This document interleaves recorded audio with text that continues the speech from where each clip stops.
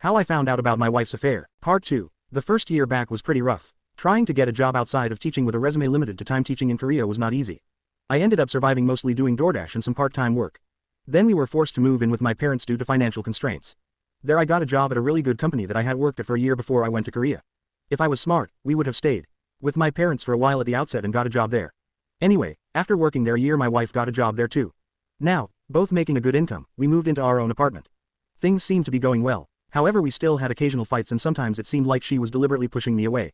Some of the things she would get mad about, I would scratch my head and be like, why in the hell is she complaining over this? One time I remember, I always used to leave my Monster Energy cans by the sink so I could dump them the next time I did dishes. Usually I never finished the whole thing and would just leave them by the sink. She never, that I remember, said anything before about not wanting me to do that. But one day she just got angry and said in an angry tone something to the effect, why do you leave those there? I told you not to do that. Dump them in the sink right now or next time I will pour them all over your pillow. When she got angry she was very demeaning towards me and said some nasty things.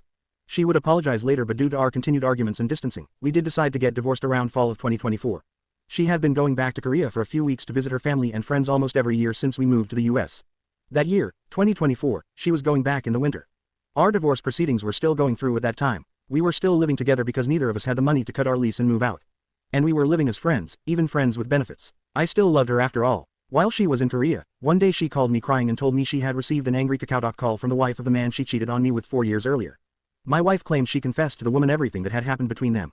Later she said the woman sent her a legal notice threatening to sue her. That's right, even though adultery is not a criminal offense in South Korea, apparently it's still a civil offense and you are allowed to sue the person your spouse cheated on you with for compensation. As an American, that seems really odd, but it's true. You can do that in South Korea. I was flabbergasted. She had to tell me because now she was scared of the legal consequences and needed money to pay for a lawyer to defend herself. She asked my help in getting a 401k loan from work to pay for it. I asked her how his wife could have found out about something that happened so many years ago. She explained that they had communicated about their affair through essays she wrote while attending the English Academy and that she must have read those. So I thought maybe he cheated again recently in a similar way with another student and she found out. Then she started looking into his files and found those essays. I did really question the timing of all this though. It seemed very odd that she suddenly contacted my wife at the time my wife was in Korea. I mean, what are the chances? She could have found out about his cheating any time in the past 4 years, but happened to find out while my wife was in Korea. It did seem like odd timing. It seemed more likely that maybe something happened between my wife and him while she was over there and the wife found out.